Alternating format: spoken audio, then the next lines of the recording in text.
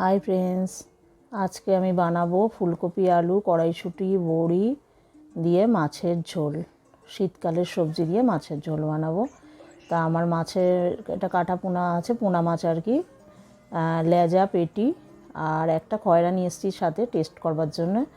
আর এটা হচ্ছে ফুলকপি কড়াইশুঁটি ছাড়ানো, মাছ ভেজে নিয়েছি ভালো করে, আর বড়ি নিয়েছি 2-4টে ভেজে।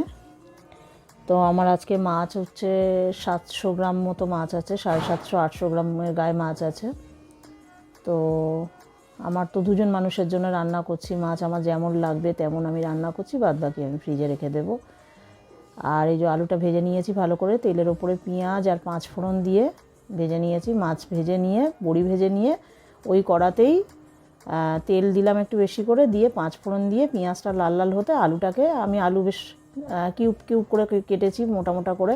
ফুলকপিও দেখুন আমি বেশ মোটা মোটা করে কেটেছি, কারণ এখন শীতের ফুলকপি কোনো বাজে গন্ধ কিছু নেই, আর খুব সুন্দর টেস্ট হয়। আর এধারে আমার মশলার মধ্যে আমি রেডি করেছি, আমি নিজে হাতে বেটে নিয়েছি শুকনো লঙ্কা আর 2-4টে মরিচ আর আদা আর রসুন, আর গুঁড়োর মধ্যে আছে জিরে গুঁড়ো আর ধনে গুঁড়ো। আর আমি একটুখানি নুন হলুদ দিয়ে ফুলকপিটা ভালো করে ভেজে নিচ্ছি। তার মধ্যে আমি 1-2টো বিনস দিয়ে দিয়েছি, আমি খাই বলে বিনসটা দিয়ে দিয়েছি, আপনারা অ্যাভয়েড করবেন, না দেবেন ওটা। এই যে নুন দিলাম অল্প করে, নুন দিয়ে ভালো করে ভাজলাম, ভাজা হয়ে যেতে তারপরে একটু ফুলকপিটার সাথে তখন মটরটা দিলাম। তার আগে দিইনি, কারণ মটরটা বেশি ক্রিস্পি হয়ে যাবে, ওই জন্য আমি আগে দিই না, যে কোনো রান্নায় একটু অর্ধেক হওয়ার পরে দিয়ে দিই, যাতে ক্রিস্পি না হয়ে যায় মটরটা। তা সবজিটা ভালো করে ভাজা হয়ে গেছে, মশলাটাও আমি দিয়ে দিয়েছি, ভালো করে সুন্দর করে কষা হয়ে গেছে। এবার আমি একটুখানি গরম জল দিয়ে দিলাম, যতটা ঝোল লাগবে আমি ততটাই জল দিচ্ছি। আর আপনাদেরও যতটা ঝোল লাগবে, মানে যে যেরকম খাবে সেরকম জল দেবেন আপনারা। ঝোলটা অন্তত 10 মিনিট ফুটবে, সেই বুঝেই জল দেবেন, ঝোলটা একটুখানি শুকনো হবে ফুটতে ফুটতে। তা আমি একটু সামান্য চিনিও দিয়ে দিয়েছি, যেহেতু টেস্টের জন্য, ওটা ব্যালেন্স করার জন্য নুনের সাথে চিনি দিয়ে দিয়েছি। এই ঝোলটা যখন টকবক করে ফুটবে আর সব সবজি প্রায় হাফের বেশি সেদ্ধ হয়ে যাবে, তখন আমি মাছগুলো দিয়ে দেবো।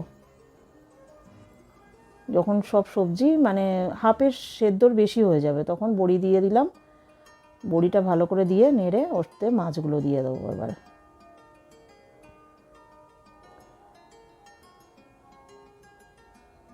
ভাজা মাছগুলো এর মধ্যে দিয়ে দেবো। সব মাছ ভাজা দেবো না, আমার যেরকম লাগবে সেরকম মাছ ভাজা দেবো। এবার যতটা মাছ দেবেন ততটা টেস্টটাও ততটা হবে। আমি এতে টমেটো দিইনি, সব তরকারিতে আমি টমেটো পছন্দ করি না, ওর জন্য দিই না। আমার যেরকম লাগবে মাছ তেমনি দিলাম, আর ভাজা খাওয়ার জন্য আমি আলাদা রেখে দিয়েছি। বড় বড় মাছই আছে, এটা 3 পিস কাটা পোনা দিয়ে দিলাম, একটা পেটি, একটা গাঁথা আর একটা লেজা, আর সাথে ওই যে খয়রা মাছটা দিয়ে দেব।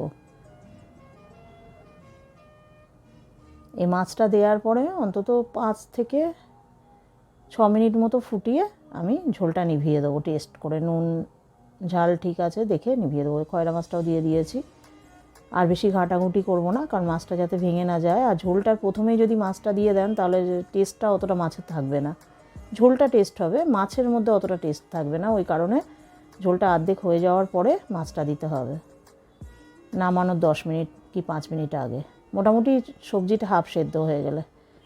এই যে আজকে আমি রান্না করেছিলাম আলু ফুলকপি দিয়ে মটর দিয়ে